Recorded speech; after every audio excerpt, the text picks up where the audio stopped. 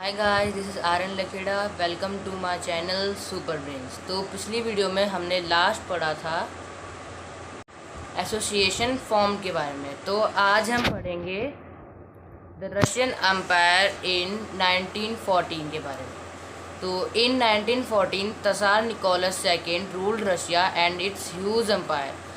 तो 1940 में tsar Nicholas second Russia को रूल करते थे और उनके ह्यूज एम्पायर को।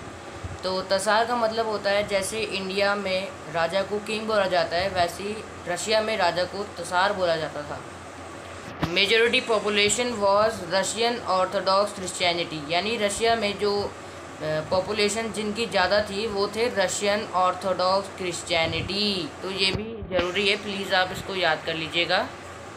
But the empire also included Catholics, Protestants, Muslims and Buddhists. पर जो रशियन एम्पायर था उनको Catholics, Protestants, Muslims and Buddhist भी रशियन एम्पायर में थे। तो ये भी बहुत ज़रूरी है। तो ये रहे हमारे तसार जी, तसार किंग निकोलस सेकेंड। अब हम पढ़ेंगे एग्रीकल्चर के बारे में। तो majority of Russian population agriculture, यानी कि जो रशियन पॉपुलेशन की जो मेजॉरिटी थी वो ज़्यादातर एग्रीकल्चर करते थे, यानी खेती बाड़ी करते थे ज़्यादातर लोग रशिया के। About 85% of the Russian empire's population earn their living from agriculture. तो जो रशियन एम्पायर्स की जो पॉपुलेशन का 85% जो लोग थे वो खेती बाड़ी से ही पैसा कमाते थे और अपनी ज़िंदगी चलाते थे। Cultivators produced for the market and their own needs. जो कल्टिवेटर्स थे वो मार्केट के लिए प्रोड्यूस करते थे और अपनी नीड्स को भी पूरा करने के लिए खेती वगैरह करते थे। Russia was a major exporter of grain. तो जैसे कि मैंने आपको बताया कि 85% लोग रशिया के खेती करते थे। तो जहाँ पर इतनी खेती होगी वहाँ पर मेजर एक्सपोर्टर भी तो होगा ना रशिया। तो रशिया ग्रेन का मेजर एक्सपोर्टर था।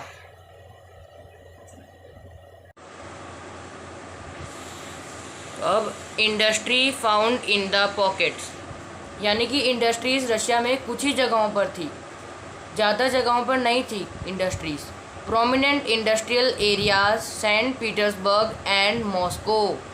जो प्रोमिनेंट इंडस्ट्रियल एरियाज थे वो थे सेंट पीटर्सबर्ग और Moscow. Craftsman were also peasants. जो क्राफ्टमैन थे वो भी पीजेंट्स थे। 1890 many factories were set up, foreign investment increased. 1890 में क्या हुआ कि बहुत सारी फैक्ट्रीज सेटअप हुई और जो फॉरेन इन्वेस्टमेंट है वो इंक्रीज़ हो गया। Railway network was extended. जो रेलवे का जो नेटवर्क था वो भी एक्सटेंड हो गया, यानी बढ़ गया। Most industry was the private property of individuals. जो ज़्यादातर इंडस्ट्री थी वो प्राइवेट प्रॉपर्टी थी इंडिविजुअल्स की।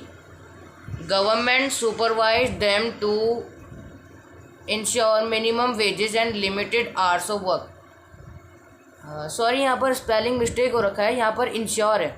Government supervise them to ensure minimum wages and limited hours of work. Government supervise करती थी कि मिनिमम वेजेस वर्कर्स को मिले और जो आवर्स हैं, काम करने के जो घंटे हैं वो लिमिटेड रहें, ज़्यादा बढ़े नहीं। Yet factory inspectors could not prevent rules being broken. पर अभी भी जो फैक्ट्री के इंस्पेक्टर्स थे वो रूल्स को टूटने से नहीं बचा पा रहे थे। तो अब हम पढ़ेंगे वर्कर्स की वर्किंग आवर्स पर। तो craft units and small workshops में वर्कर्स 15 घंटे काम करते थे और फैक्ट्रीज़ में 10 से 12 घंटे काम करना पड़ता था। तो अब हम पढ़ेंगे डिवीज़न ऑफ लेबर्स को। तो workers were a divided social group. जो वर्कर्स थे वो एक डिवाइडेड सोशल ग्रुप थे। Some had strong links with the villages and others had settled in cities permanently. कुछ जो वर्कर्स थे उनका अपने गांव से बहुत लगाव था, पर वहीं पर ये कुछ वर्कर्स थे जो अपने गांव को छोड़कर शहरों में परमानेंटली सेटल्ड हो गए। क्या करने के लिए? काम करने के लिए और पैसा कमाने के लिए। Workers divided by skill. जो वर्कर्स का काम था वो भी डिवाइडेड था, मतलब वर्कर्स का काम करने का स्किल भी डिवाइडेड था। Women made up 31% of labour force but they are paid less than man. जो वुमेन थी वो 31% बनाती थी लेबर फोर्स को, यानी लेबर फोर्स में 31% वुमेन की पॉपुलेशन थी, पर उनको मैन से कम पैसे मिलते थे।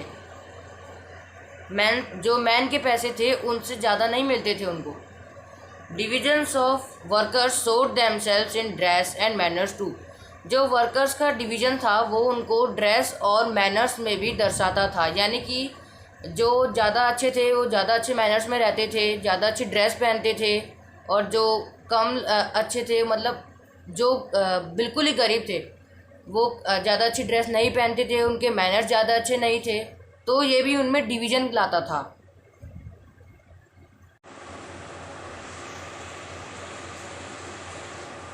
Metal workers called themselves as aristocrats. अब ये बहुत ज़रूरी है, जो मेटल वर्कर्स थे वो अपने आप को एरिस्टोक्रेट्स बोलते थे, यानी कि वो कहते थे कि हम एरिस्टोक्रेट्स हैं। तो ये बहुत ज़रूरी है, प्लीज़ आप इसको याद कर लीजिएगा। ये वन वर्ड आंसर में भी आपके एग्ज़ाम में आ सकता है।